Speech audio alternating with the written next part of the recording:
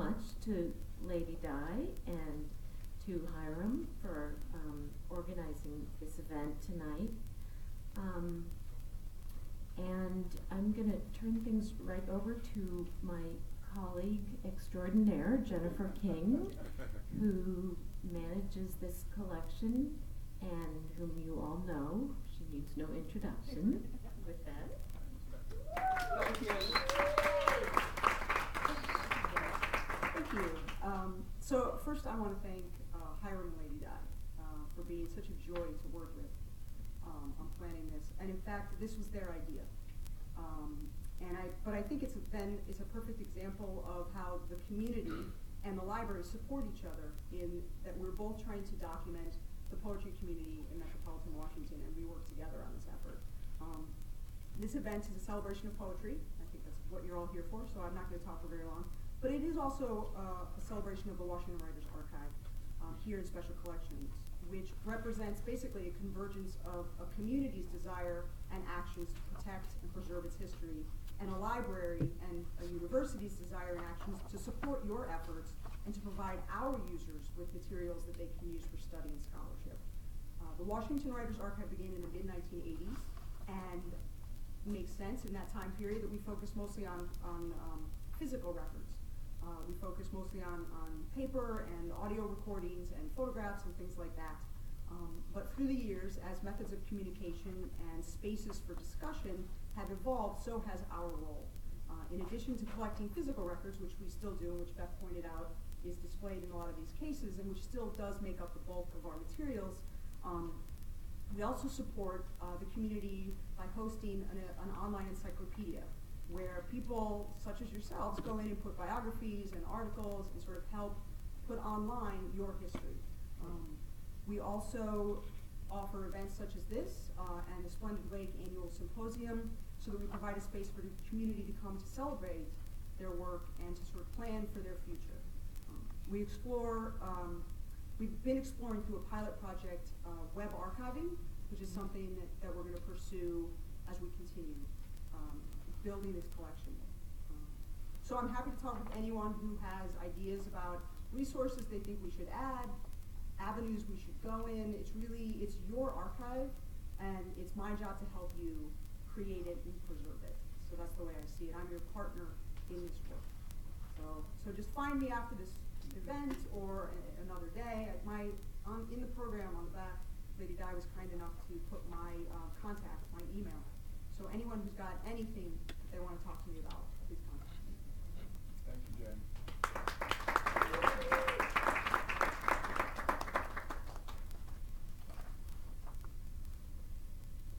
Well, son, I'll tell you, life for me ain't been no crystal stair. It's had tacks in it, and splinters, and boards torn up, and places with no carpet on the floor. Bare.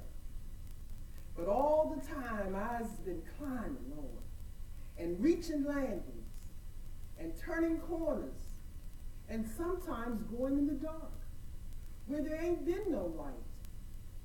So boy, don't you turn back. Don't you sit down on the steps, 'cause you find it's kind of hard. Don't you fall now, for I still going on. I still going on, honey. I still climbing. And life for me ain't been no crystal stair.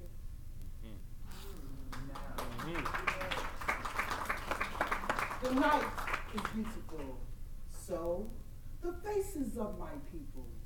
The stars are beautiful, so the eyes of my people.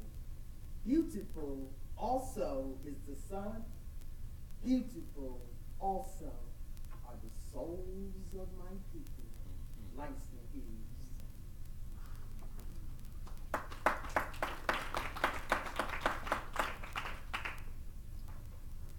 Hiram LaRue, my partner. Thank you so kindly. LaRue's work has appeared in several journals and collections. He promotes poetry in Prince George's County and enjoys attending poetry readings throughout the D.C. area and beyond. Let's show some love for Holly.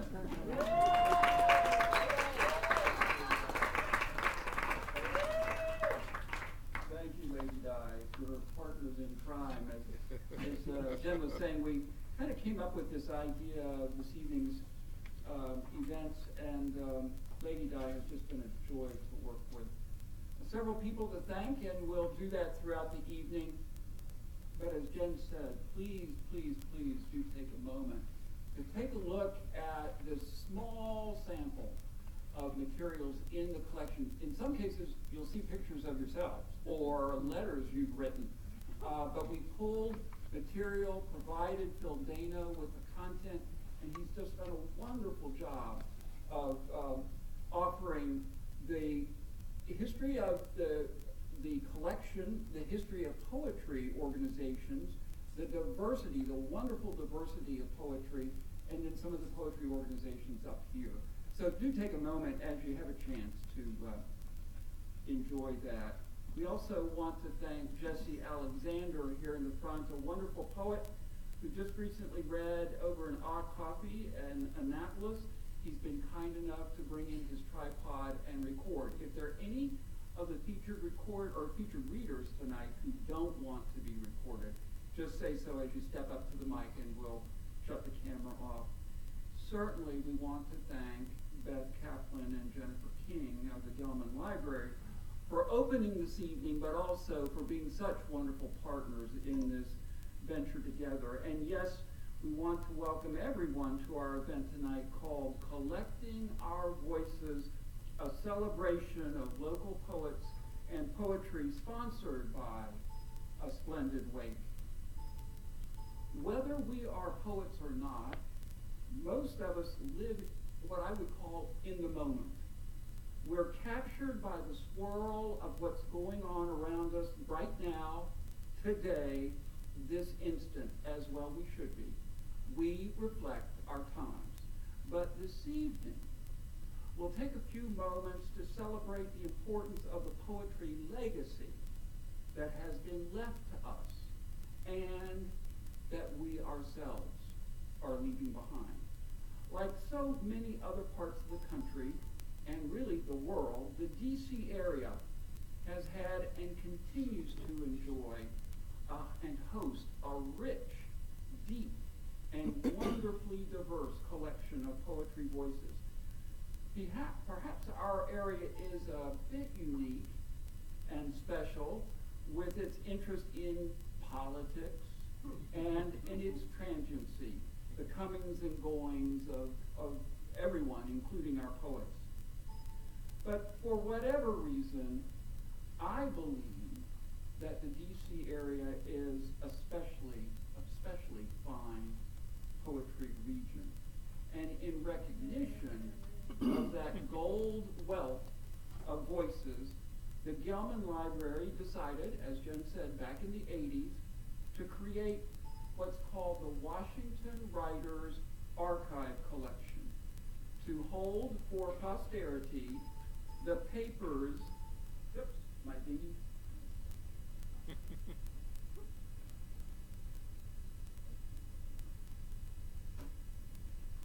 Okay.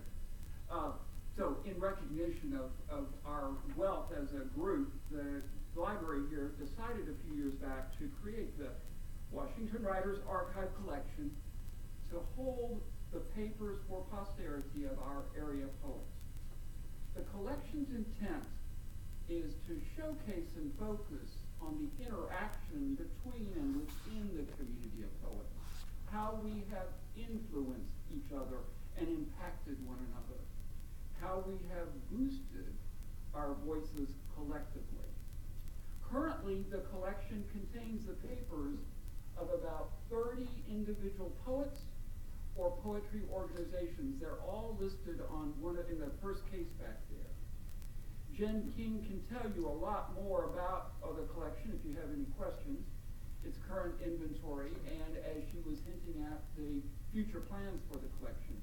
But here's the thing, and this is why this evening's reading, I think, is so cool. The collection is designed and intended to be used used by researchers, by the public, by poets, by students, by anyone interested in the roots of our collective poetry efforts. It's a collection that's not wanting to get dusty, to collect dust. It's eager to be studied and enjoyed, and by any and all, so that everyone better understands how area poets have touched each other's lives and how, as a group, we've influenced life in the greater DC area.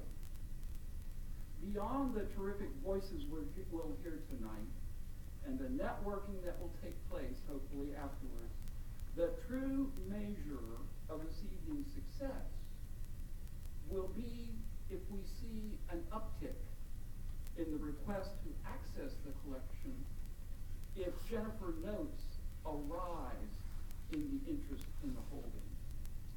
In 2008, Grace Cavallari organized the first reading to celebrate the archive, and so we are continuing her tradition a few years later. We've asked each poet, and all of these are really bright lights here in the greater DC area. We've asked each poet to read about 5 to 7 minutes, and we've also asked each of our featured poets, if they're so inclined to real briefly mention why it is they decided to place their papers in the archive collection. So, with legacy in mind, the wonderful record that the archive represents as a backdrop to this evening's events, and with the voices that are ready to share, let's begin. Lady Di is going to introduce our first featured poet.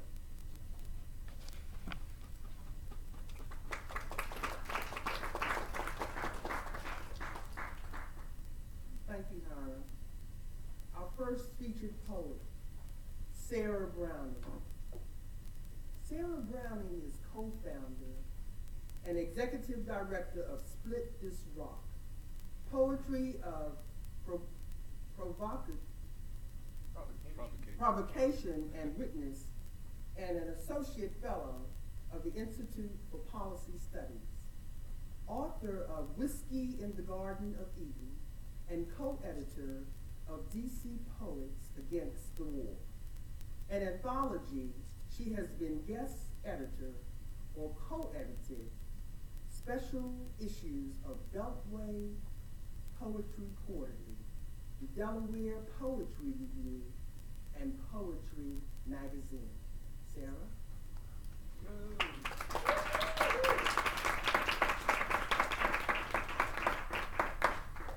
Thank you, and thank you so much to Lady Di, to Hiram, to Jen, and the whole library, and all of you all for this beautiful evening.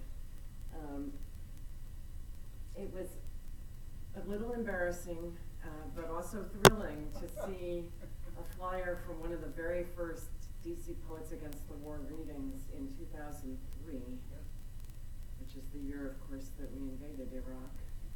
In a case up here, which I made with my rudimentary skills in Word, before I knew anybody in the Washington, D.C. poetry world. And so the collection here to me is both a celebration and an invitation. It's an invitation to all of us to get to know one another, and to get to know our history and the legacy. We always, and Split This Rock, which Lady Di mentioned in my bio, emerged out of DC Poets Against the War. We have propaganda that I put out, because I can't help myself, on the table out in front, so including some youth programming, exciting stuff coming up, so please grab it on your way out.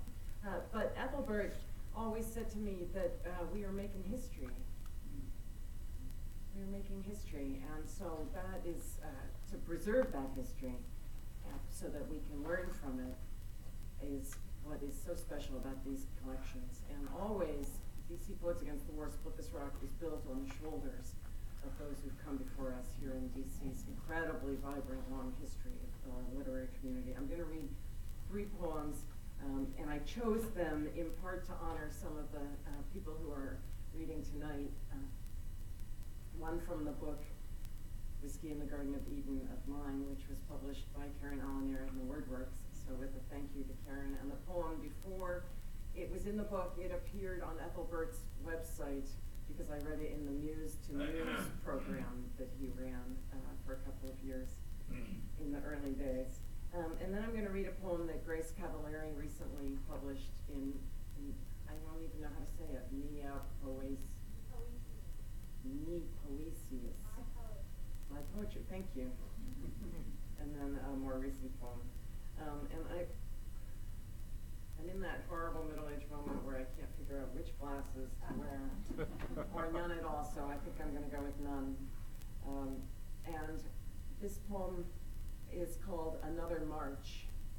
I chose it in part because we just came off Split This Rock Poetry Festival, where we were in the streets distributing poems of love and welcome as a kind of counter to the hatred and fear-mongering that has become so common in our public discourse.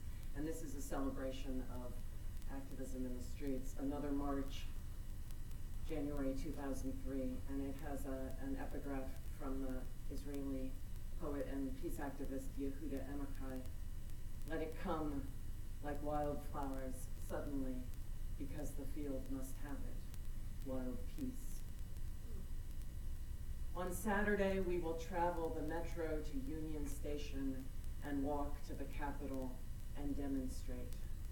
The Maoists will be selling their newspapers, the cyclists peddling their flyers, transvestites flinging purple boas, their banner reads, "Celebrate perversity."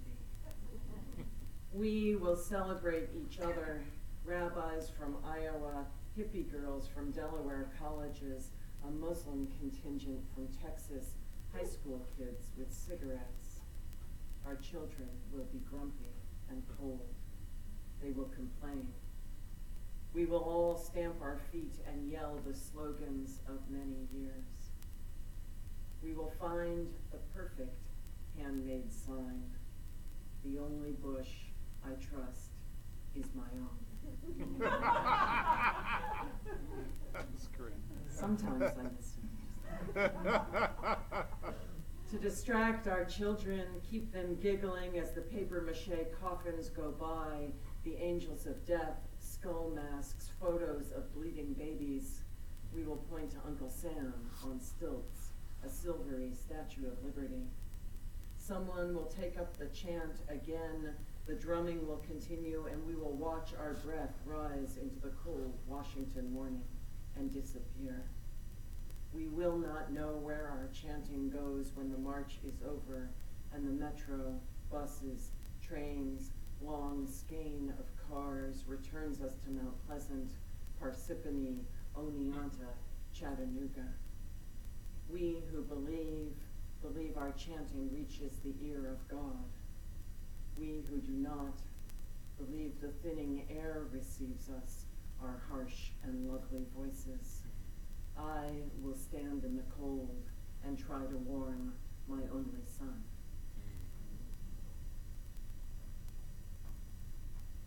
Thank you.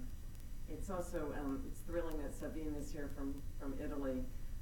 She's a friend of and collaborator with Grace's, and we met in Florence when I was there 8, 9 years ago now. And I was living in Torino, in Turin, up in the northwest, and it rains all spring, because it's up against the mountains, and the weather hits there and falls. And so it's on this rainy April day, this seemed an appropriate poem, Rainy April Fool's Day in Italy. And I've got like 6 of these. The daffodils I bought at the market are two-toned trumpets declaring desire, its thump and grind, empty. I've got half a mind to tell it off all of spring, and another half to turn the anger inward. The rain drips.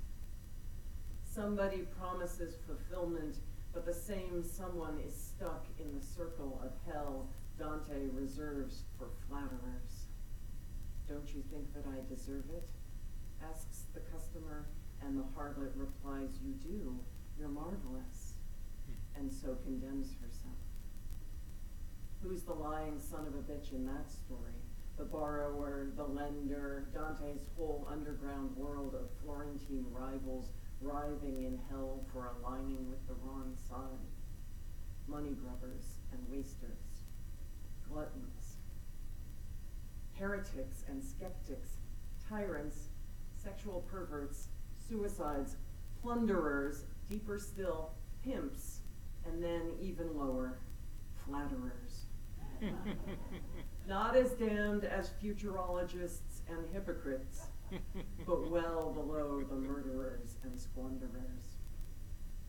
I can't imagine anyone's out there flattering this rain, the clock's angry tick. I'm not. I've got my own pain to think about how it takes up residence all day. What's the difference now, rain or sparkling spring? We're all made of one thing, and the same is true of its opposite. Crawl around inside your despair, tap on its walls, test its floorboards. Will it hold your weight? I'm going to close with this poem from last year. Many of you know that my marriage of almost 30 years busted up a couple of years ago, so I was writing nothing but extremely gloomy divorce poems. So I won't end on one of those. This is more of a funny love poem, sort of, with sex and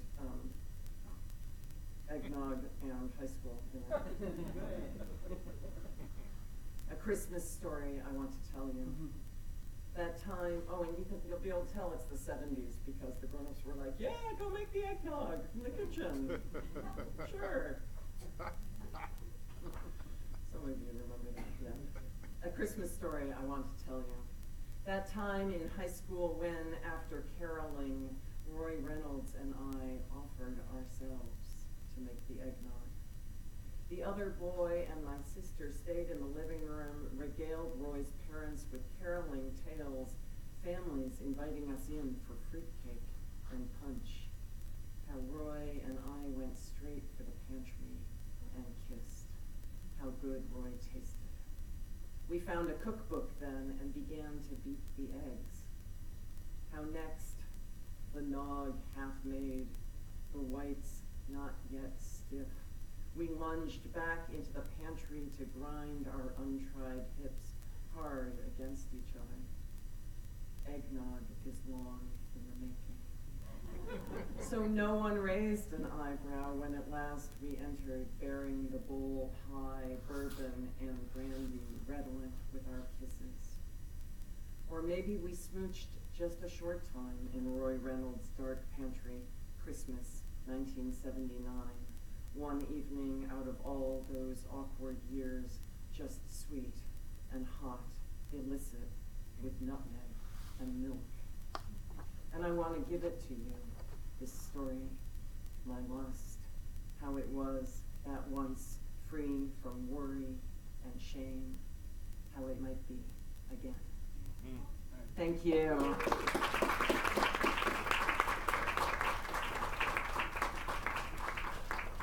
Thank you, Sarah. As Sarah mentioned, she's just come off of a week's worth of amazing events through A Splendid Wake.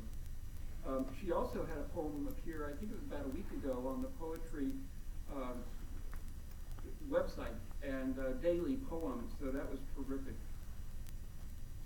Our next highlighted poet who has kindly donated her papers here to the collection is Beth Baruch Joslow, who lived in Washington, D.C. for more than 30 years, and while here taught writing and liberal studies at the Corcoran College of Art.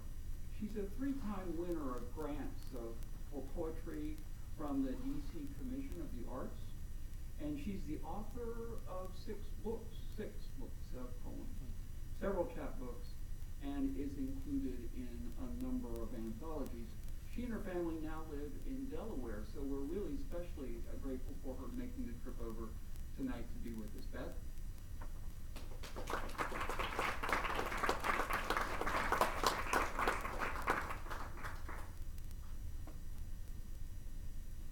One of too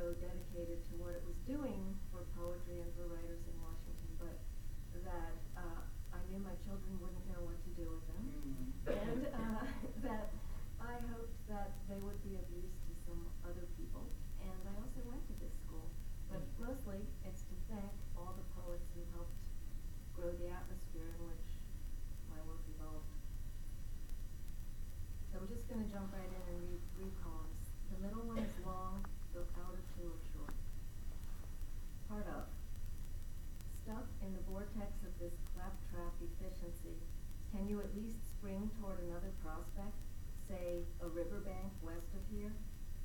Behold the water in transparent fantasies overhanging the accumulations of this life.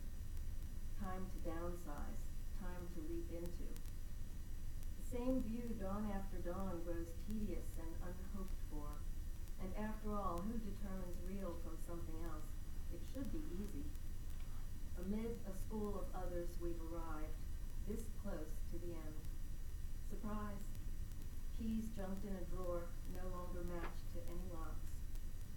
At dusk, I watch the white tails of deer as they retreat into the wetlands. I listen as our dogs bark after them. The deer are in the wild that isn't Rockford Park anymore. One of the things that I love about DC is that when you're here, you're attached to the rest of the world in a big way. The whole world is here. And this poem goes out of that education. Vigil. Giant honey-roasted chicken farm on our way to the hospital on another evening. Pink clouds surround the setting sun. Drinking in dreams, the house has it neatly on the shelf. Night, then suddenly, my old friend takes off, abandoning much that others cling to. The sign he leaves behind is more stain than intaglio or tattoo. With this last act, he makes his darkest marks indelible. Even the hospital cafeteria in the suburbs of Baltimore offers an array of food that would bring a Ugandan to her knees. Our vigil is a comfort of familiar voices and vocabulary, intended to be so many things at once, to wear scrubs and a bad haircut, have a grip on biochemistry, have lunch with the LPNs and radiation techs who laugh together in the break room. In any case, some other role in the disappearing act. Not a blazing hot blue day, but a blazing hot white day, less than a yard away from the wire fence, where those in the sand on the other side lean on obsolete mythology. They've forgotten how they got here, yet they know who they are. Faces in photographs shine, then tear and fade. Children in those pictures, color or black and white, are here again. A wrinkled piece of paper blows across some empty place, unobserved. Clouds come apart at their seamless edges. Nothing is heard. Make it out to me. I hear the Russian in the next cubicle sigh in his chair and feel I am at home. The relief in the hospital where everything is the responsibility of someone else. Sit and stare at the narrow gap where the curtains were pulled screeching across an aluminum rod and did not quite meet. Listen to ubiquitous electronic chirps, Listen to ubiquitous electronic chirps, computers measuring each dose of elixir. I, like best, always have, to sleep where someone is awake all night. A Congolese gynecologist cannot bear to listen to the stories his patients tell him anymore. Raped first by men, then their bayonets or branches, the women are destroyed. The militia, it is said, have been psychologically destroyed by taking part in it. At night, the villagers creep closer to sleep in the safety of night flashes, a ring of trucks, headlights blazing all night, seen to by the peacekeepers. A professional gift wrapper could fold this into the box just so, then crease each corner so that the paper fits, without a wrinkle, ready for green satin ribbon. That is not my job. A professional dishwasher could clean it all up, get rid of the smell at the same time. What is far? When I am farsighted, how far can I see? People get old in their older houses, uncomfortable, not kept up to their children's standards. Boulders wear down to these flat stones, pebbles in the surf wear to sand, sparkling in the water, an area of refuge. In these tents, under the tall pines, artists sell pictures on newsprint, never meant to last. The paper smells like dirt, like soil, like earth, smells of roots.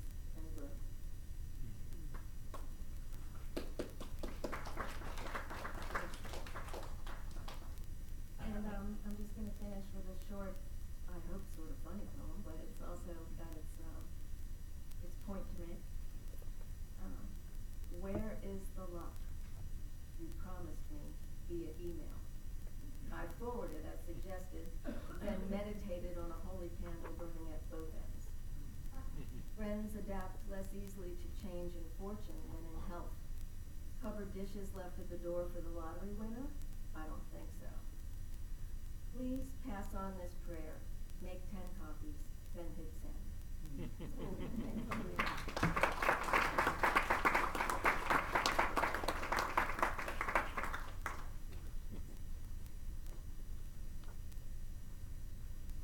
Holly Bass. Holly Bass is a writer and multidisciplinary performer based in Washington, D.C., a Covey Conan Fellow. Her poems have appeared in Callaloo, Nocturnes, Review, Beltway, Roll Call, and The Ringing Ear. Each April, she curates Muses and Metaphor, a national Twitter poetry series on NPR for National Poetry Month. She currently directs a year-round creative writing and performance group program for adjudicated youth in DC's Department of Youth Rehabilitation Services. Holly?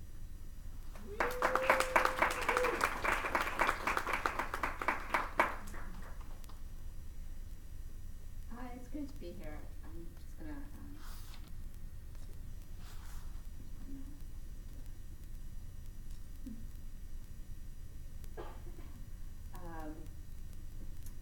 thank you all. Thanks, Hiram. Thank you, Lady Di and Jen. And I just remember when Jen first came to my apartment, and I didn't even think that what I had was an archive. I was just like, well, I have these flyers from these open mic events. And so to me, what was so lovely about that is it, as a very young writer at the time, it really validated what we were doing and sort of made it legitimate and official, that even though we were in our 20s and 30s and doing these cafe readings, that there was a significance and meaning to it and cultural import. So I'm really grateful for that. And it shifted the way I think about preserving these artifacts. And so I'm very careful now to have multiple copies of all the flyers and the things. So thank you, Jen, for that. I have one very long prose poem that I'm going to read that I wrote last August. For those of you who know me, I lived in the same apartment on 16th Street for 17 years. And then finally my building, which is kind of unheard of in DC, and then my building got sold, and it was this sort of psychological crisis. And this is a poem I wrote before I moved, and I'm happy to say almost everything in the poem came true. So, something to be said about the power of poetry. This is DC Dispatched, August 14, 2015. Joella says the new moon is a perfect time to ask the universe for what you want, that it's a time of new beginnings and clearing out. You can ask for anything, she says, matter-of-factly. Anything. Dear new moon, I'd like to ask for the life I already have. I want neighbors that knock on my door to borrow a cup of sugar and then stay for tea. I want the cross breeze in my bedroom that comes late at night if I open both windows, what my southern-born nephew calls God's air. I want the sound of birds in the trees outside my bedroom in the morning, the hum of crickets and rustling leaves at night.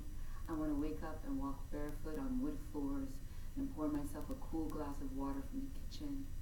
I want to wake up and peruse the selections in my tin box full of tea, deciding if it's a vanilla rooibos kind of day or a china black with blue cornflowers kind of day. I want to let the leaves steep in a teapot built for two and pour it into porcelain cups inlaid with gold. I want to roast a whole duck and learn a new recipe each time and invite 9 friends to sit around my table on mismatched chairs and eat until we are stuffed to the gills and then dance in the living room until 2 in the morning and drink until we are well drunk and stumble across the hall or down the street but never very far to the place called home. I want kisses on different continents. I want to eat the best of that particular thing and remember it for a lifetime. The roadside ice cream stand in Portland, Maine, just down the hill from the famous lighthouse. The 24-hour Indian and Pakistani buffet in the East Village that serves black chickpea masala on styrofoam plates. The Quinamon pastries I ate every day in Paris from the patisserie and Bastille with moulin in the name. I don't speak French, so I thought at first it had to do with burlesque, but it turns out that moulin means mill, which makes sense for a bakery. Roasted Mexican corn covered in cream and crumbled cotija cheese and chili powders with wedges of lime on a boat that goes nowhere, just up and down a canal in Mexico City as mariachis on adjacent boats serenade you for a fee of 50 pesos. I want to ride my bike downhill and get to yoga class in under 10 minutes because despite my best efforts at starting the day mindfully, I'm almost always running late. I want to stretch and down dog and cat and cow in a studio full of light and a room full of people where I'm never the only black girl. I want U Street and bumping into friends nearly every day. I want Trader Joe's and Whole Foods and Safeway and Harry Cedar because I'm seriously spoiled and blessed to never have lived in a food desert.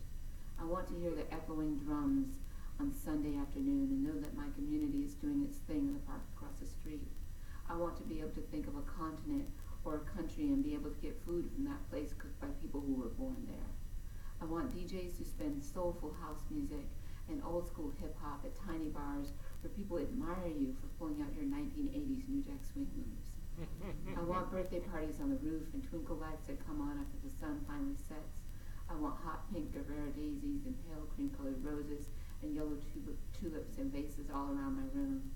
I want radiator heat in the winter because a $6 a month gas bill is a beautiful thing.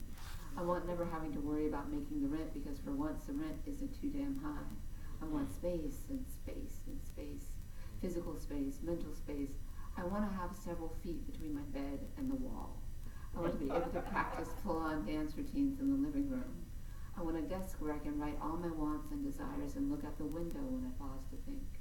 And while we're at it, there are a few things I'd like to ask for that I don't already have. New Moon, I need you to be Beyonce to my Jay-Z and sing Let Me Upgrade Ya, know what I mean? So here's my list of the new. I want to wake up and not feel crowded by all the crap I've accumulated. I want a retirement account that actually contains money. I want a clean desk and to always be up to date with my bookkeeping.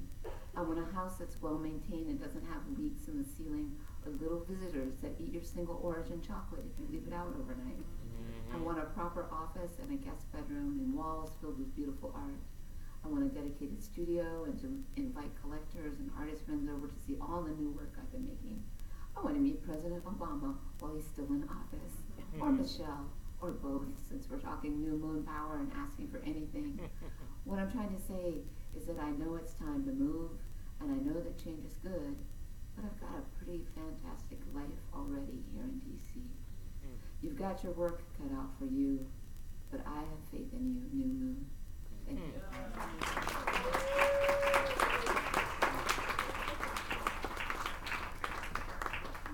Thank you, Holly. Cliff Bernier's collection, The Silent Art, won the Gibble Press Poetry Award. He's also the author of 2 chapbooks, Earth Sweet and Dark Berries. He's appeared on Grace's The Poet and the Poem from the Library of Congress NPR program and has performed readings literally around the country. In fact, I think he's just recently returned from reading in West Hollywood. So, Cliff.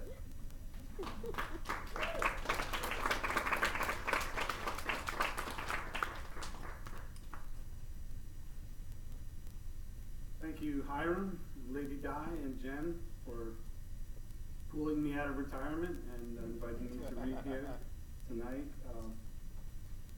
I decided to donate to the Writers' Archive because it was an honor to be asked, and because I thought somebody looking back at the DC poetry scene 100 years from now would enjoy seeing what a diverse group we were and what we all had to say, and maybe inspire somebody to write. So, I know I've been off the scene for a few years. Life changes, and when my writing started to go flat, I knew I needed to take a break, to return to real life, and what Wallace Stevens called the life without imagination, the thing itself. And I would add, I just read where where a musician said, music doesn't come from music, it comes from life. And poetry comes from life, too. But people write for all kinds of reasons. Some want to share their feelings and thoughts.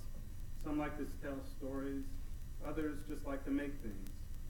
For me, I think it was a need to come to terms with existence. And after a lot of searching, I profoundly concluded that there's something, and at its base there's nothing, and we're somewhere in between, and that's about all I can really say about it. Nothing that wasn't said in the Rig Veda 5,000 years ago. In spite of all the advances in science and thought. But in that search, I found myself instinctively drawn to music, more sound than sense. I think because sound is primal, and I'm drawn to origins. Sound precedes sense in language. We resonate to it. Truth more felt than understood. So I'm going to do a jazz poem to celebrate my heroes of sound and the unchartable improvisational nature of life. In New Orleans, across Rampart Street, there's a park called Louis Armstrong Park, and in that park there's a memorial to the birthplace of jazz, and that's Congo Square, and that's the title of this poem. Beat of a bone on the hide of an ox, Ntemba, Atumpan, Conga. Shuffle of feet in the soil of the field, Mandingo, Aule, Akango. Plucked like the strings of an ambanza, struck like a maman under the maku tree. Africans abducted and packed into ships for passage to markets in Haiti, Cuba, Jamaica. Bound like cargo, sleeping in their waste, dying from disease and starvation. Resold to profiteers and auctioned on the block at Pierre Maspero's slave exchange in New Orleans. Purchased by planters to clear swampland and dig ditches, haul rocks, assemble shacks, skilled woodworkers and stone cutters, compelled to pick cotton from sunup to sundown in heat that burnt the stalks. But on Sunday, at the far end of town under the live oaks in the field beyond Rampart Street, the beating of bones and sticks on drums built from boxes and old pork barrels, pulsing to slit drums, stool drums, open stave drums, bongos got from gourds and twine, gut bucket wash tubs, bottles filled with teeth. In a frenzy of leaping, rising to madness under the sycamores, the shrieks of cow horn hunting crooks, quill pipes, panpipes, marimbas cascading among calls and cries, glides, groans, moans, and shouts of Hausa, Fulani scraping the teeth of a horse's jaw with sticks, Fanti beating the jaw of an ass with a rusty key, by Wholoff merchants canvas cast in dust, trading cane, wearing strange and savage fashions with tales of wild beasts, slaves, gathered to remember, making jazz, jazz, jazz.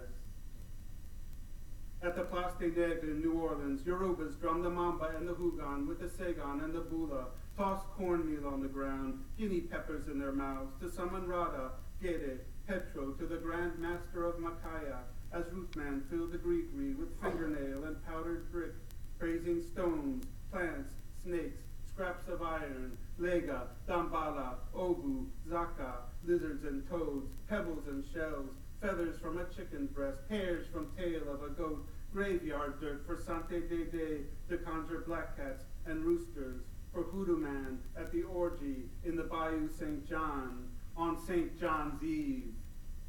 To the rhythm of the bone bands, making jazz, jazz, jazz. In the pleasure halls and gaming rooms of the Congo, rough men danced with bare women to the raucous presentation of improvised musical groups of random instrumentation in a perpetual hedonistic binge with style. Bartenders, cutthroats, cockfighters, thieves, in Storyville, on Smoky Row, in the Tenderloin, under the magnolias, Fanny Sweet, Lulu White, Emma Johnson, and voodoo laders of the district parlay tales of the gumbo yaya, the patrons of love oil and goofer dust, with flutes and trumpets fashioned from elephant tusks and rhinoceros horns, with drums and rattles crafted from calabashes and hollowed out logs, mulattoes, quadroons, mestizos, octoroons, making jazz, jazz, jazz, jazz. To the rhythm of the bone bands, making jazz, jazz, jazz, jazz.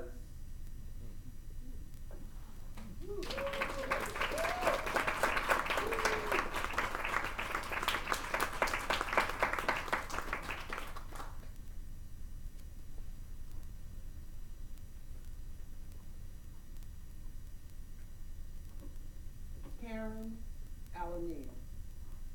Karen Lalonde Alanier is author of 7 collections of poetry, including Looking for Divine Transportation, winner of the 2002 Towson University Prize for Literary, and her latest collection, The Anima of Paul Bowles. Her opera Gertrude Stein invents a jump early on with composer William Banfield, premiered by Encompass New Opera Theater under the direction of Nancy Rhodes in New York City in June 2005. For Scene 4 magazine, she writes a monthly column about Gertrude Stein, an opera called The Steiny Road of Operadom. Karen?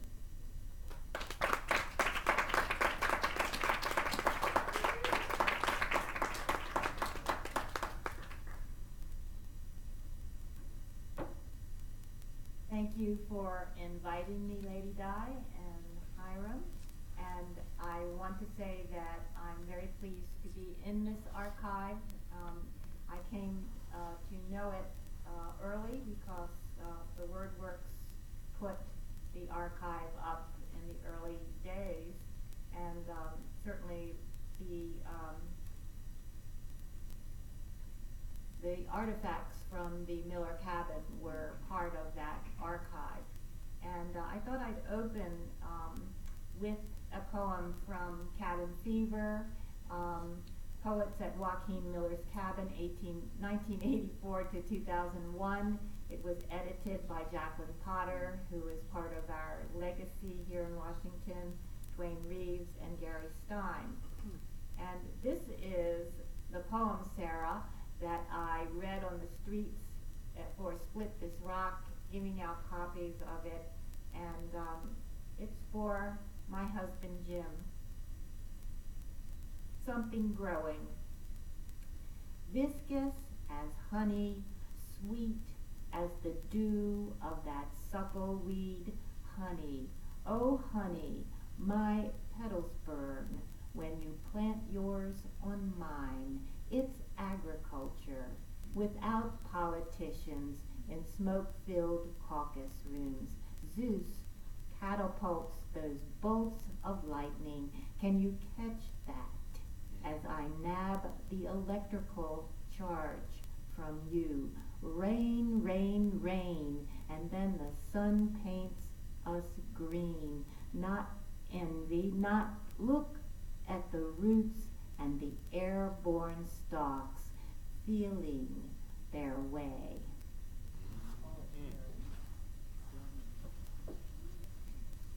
So in the Anima of Paul Bowles, there is the love story of Jane and Paul Bowles.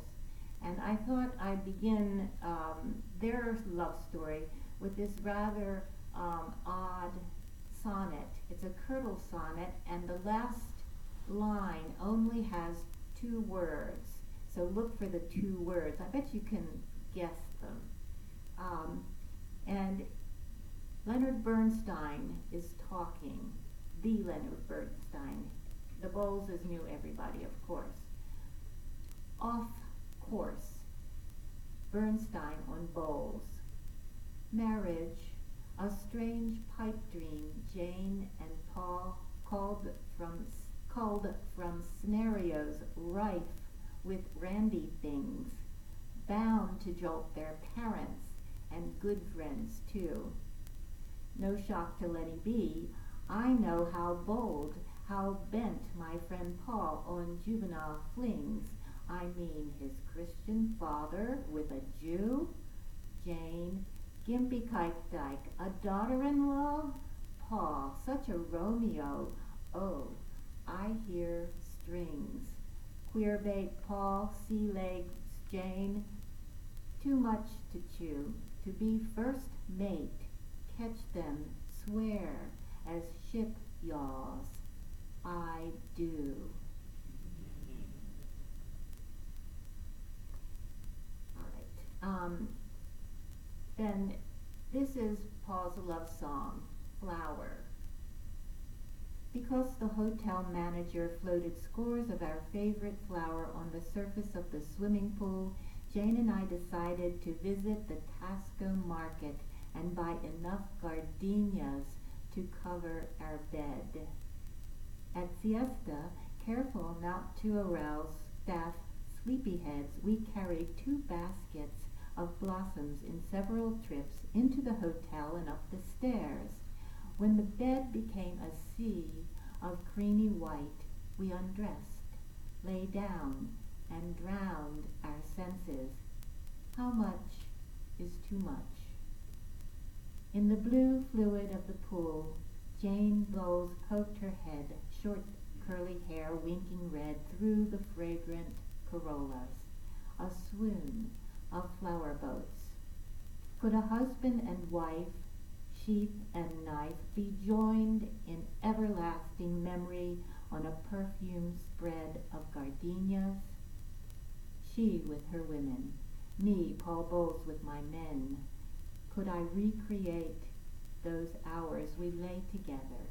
In New York, I furnished everything in white: sofa, chaise longue, ottoman, coffee table, lamps, a polar bear rug.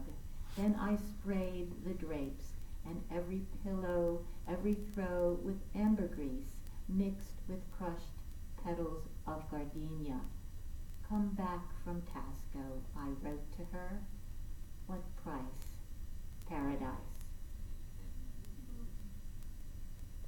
And I want to end with a new poem that comes out of a collection of poems that I'm writing based on work by Gertrude Stein. And this is called The Diet, and it's prefaced by the epigraph from Tender Buttons. A piece of separate outstanding rushing is so blind with open delicacy. We no longer keep the bowl on the table, instead harbor what's viscous, nothing like water running. Could it be that when you touch me, the blood flows unimpeded between us, eyes closed, no crime seen? The bird lime treats what tries to fly away. If I say softly, give me sugar, you do.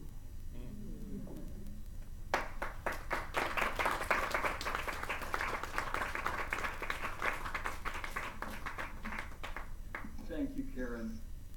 Karen kind of exemplifies the commitment to the poetry community. As many of you know, she recently experienced a pretty significant family loss. And I saw Karen at a reading about a week ago, and I'll never forget, I said something about, gosh, Karen, we're really hoping you can make it this evening. And she kind of looked up at me. People tend to look up at me. Looked up at me and she said, Hiram, I'm going to be there. So thank you, Karen, for your commitment. Sylvia Diane Beverly, Lady Di, is an internationally acclaimed poet, presenting poetry in Brixton, London, England, at the Lewisham Theatre. She's an alum of PIPS, which is Poets in Progress, with Poet Laureate of UC, Dolores Kendrick. Lady Di is author of 3 books. One's titled Forever in Your Eyes, one is Cooking Up South, and the last one is Poetry from Our Hearts. Poetry is her passion, and I believe she's going to be accompanied this evening in part by our guest musician, Sydney March. So, Lady Di.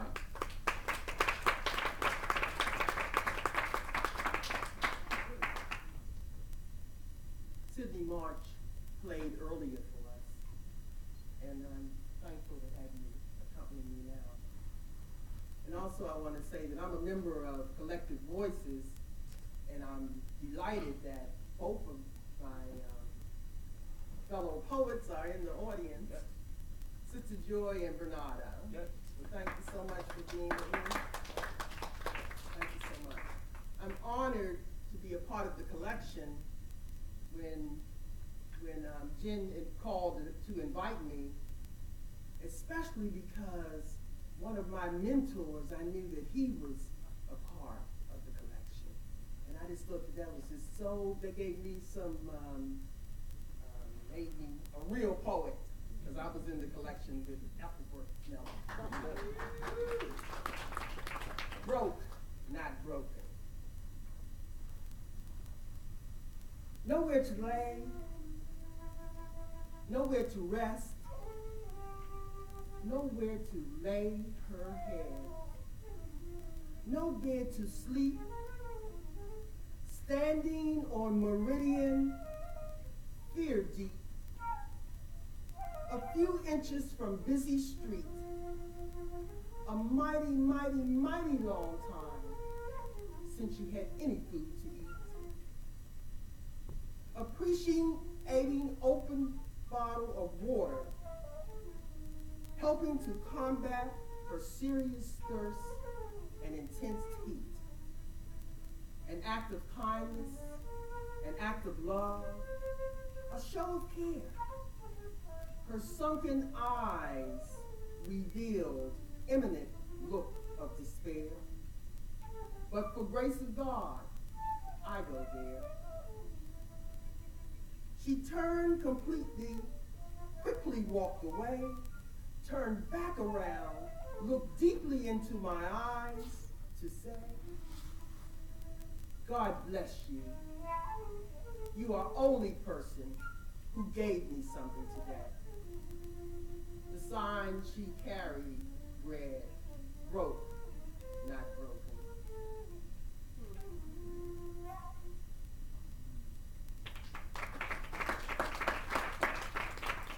They call me the love poet, so my next two poems have a bit of love in them. See you sooner, baby. I'll pay a late fee to get to you sooner. Baby, I'll pay a late fee for you.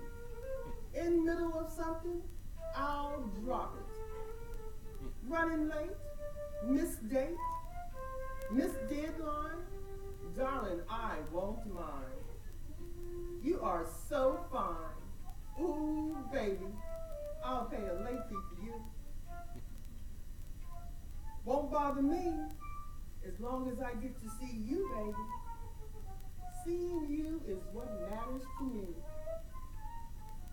Darling love, you have a charming, pleasing personality.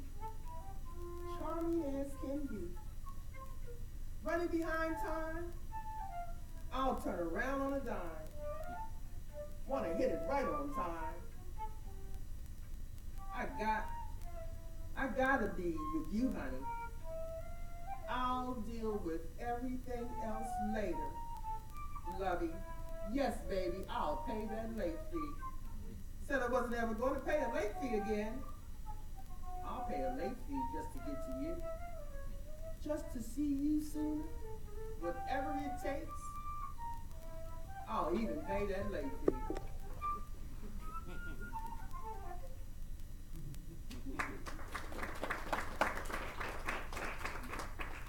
Please remember, I just remember what we used to do. Crazy and wild, so exciting, thrilling to me, to you too. Baby, you give me butterflies. Assuring me sinuous voluptuousness, I do magic to music you make. I love you. I want to stay with you all night and day. Lay and play and enjoy each other.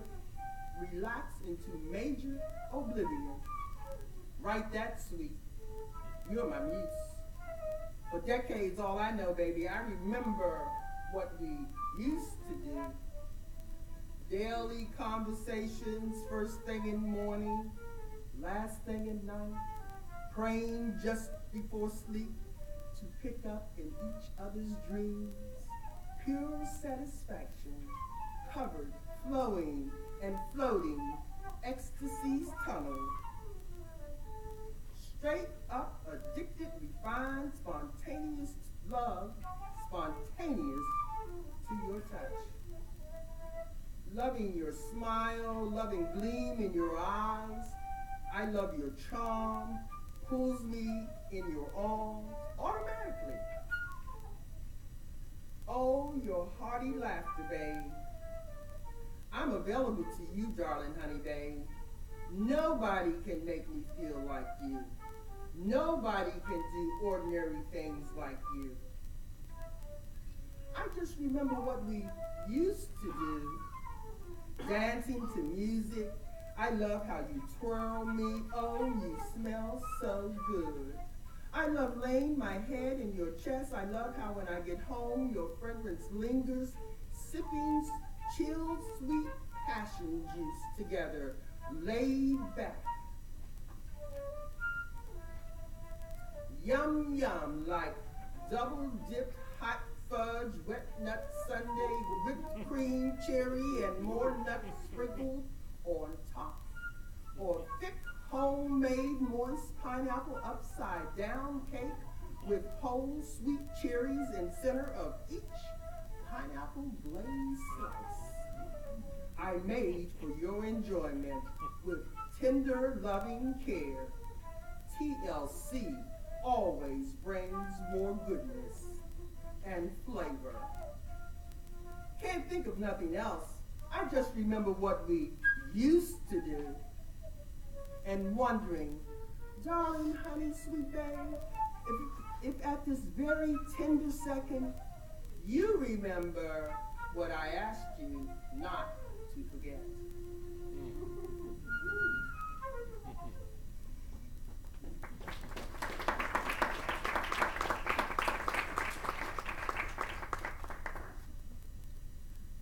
Our next poet. Thank you so much. Thank you so much.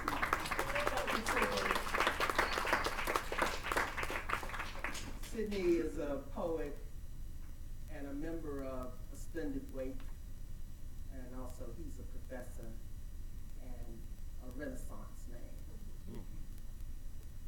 Our next poet, Patrick Washington.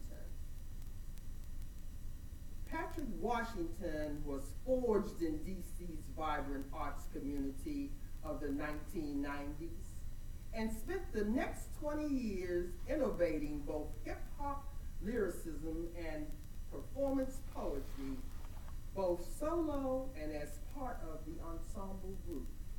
A teaching artist at heart, Patrick has recently launched his own arts education company, Dialect of Prince George's, and with it created the position of Youth Poet Laureate for the county, giving young people the opportunity to collaborate with city officials and serve as poetic ambassadors for their community. Let's show some love for Patrick.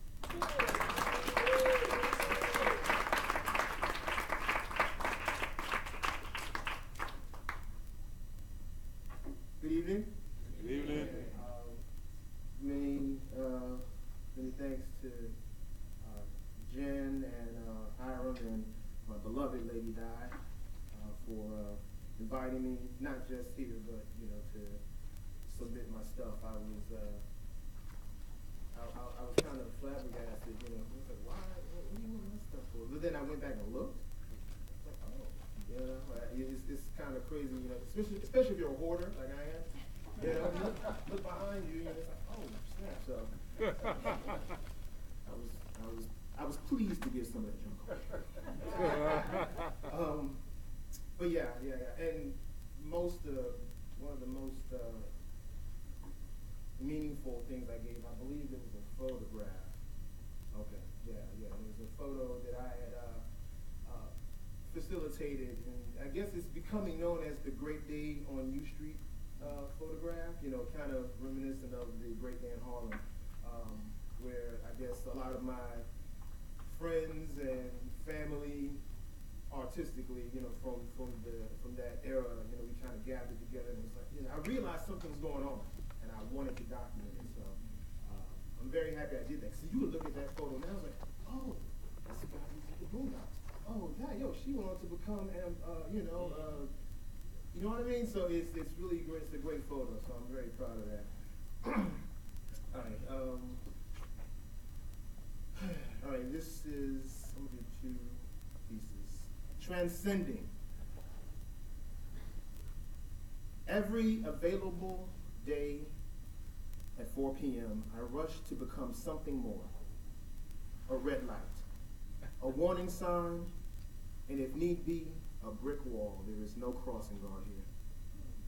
On grass, I can be a jungle gym, a pro wrestler weakened by a koala's clutch, or a concierge. Welcome back, young sir. I trust your day went well. Allow me to take your bag as your PB&J with milk awaits you on the inside. On this day, my name is sung in a high C and B, so Daddy explodes through the crash of bus doors opening. I collect as much of him in my arms as I can in 4 seconds without seeming too forensic. His backpack and jacket gathering character along the asphalt as I usher this little whirlwind to safety. When asked how his day was, his face disappears. Chin and chest touch as he whispers to his shoes, I didn't share today. Miss Green told us to share, but I didn't share. His once perfect notes dissolve into sobs. So touched by disappointment, I again collect as much of this moment as I can. Cheese stains on his shirt, honesty on his sleeve. And before he can let his hands slip away, I squeeze tighter. Understanding that today I must become an umbrella, blocking these dreary mists by bending my knees, smiling into his eyes, and telling him, it's okay, you can share tomorrow.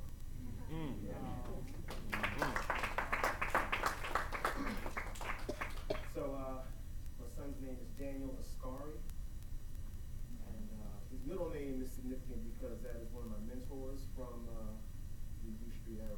And Willie Yaw Ascari, who passed away, I think, in June, just prior to my son's birth. And I am a child of U Street. I became the artist that I am because of it. So I wrote this piece.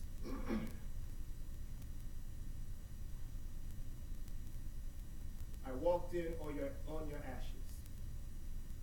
Plastic tops underfoot popping off like gum in Shorty's mouth, blinked out with crushed glass sprinkled across her face like glitter on a weary stripper. Your last breakup tore you apart. Because when Martin got shot, you couldn't take it. Got naked, doused yourself with whatever you could find, scrawled black-owned across your torso, and sat in the corner for 18 years from Georgia to 14th Street. You were unrecognizably beautiful and on crack.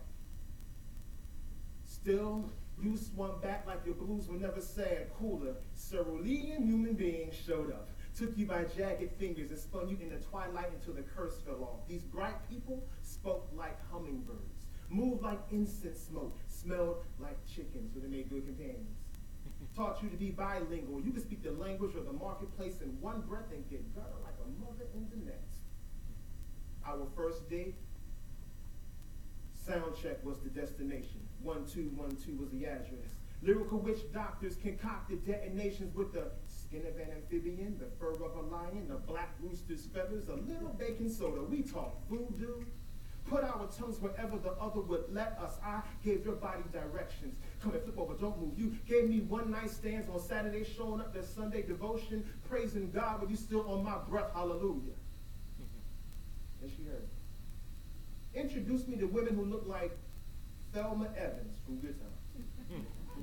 Rocking a neck brace with Manolos, like, man, what?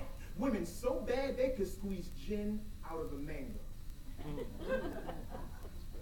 I've floated out of these clubs on gimlet rivers, cradled in your neon arms. You've seen me stagger over dead flyers and flimsy metaphors, tripping over the same crack in the street 800 other people did from 97 to '01. I probably passed my murderer twice. Walked me to Georgia Avenue, grabbed my face with both hands and kissed me with Newport-tinged lips, sending me back to Northeast on fumes. And I never thanked you, baby. But you know my heart. Told me that you loved me and never ever waited for me to say it back. You were too busy for insecurity, too real to not rob somebody, and too benevolent to never teach a lesson. Some of these folks need to work for your love, but just let them use you. Sip a latte and go on. I have family reunions every time I step on this street, and I will be looking for you every day for the rest of my life. On this street, I fell in love with 100 different women. 80 of them had dreads, and one of whom hopefully will have me forever. Left you to start a family, ended up right back on that street when I realized I had no one to talk to. Since the movement ceased, I ended up right back here, talking to strangers, scribbling poems along the 109 lines between 12th and 13th Street. My fingers touching the sidewalk cafe that was his grave, my memory, his only marker, a scar. People eat dinner on me. And every so often the smell of curry calls out to me, so I sneak out late nights for the clap cocaine I get at open mics, and I will find you there. Follow the echo of spray cans, the faded outline alley tattoos, and I will see you there. To where a third of my life story so far has been etched across your back.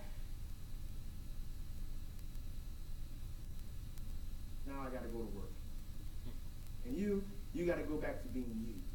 But no matter how many souls you've lost or how many you've gained, I want you to remember this. Never forget it. And you don't have to say it back to me either, baby, but you should.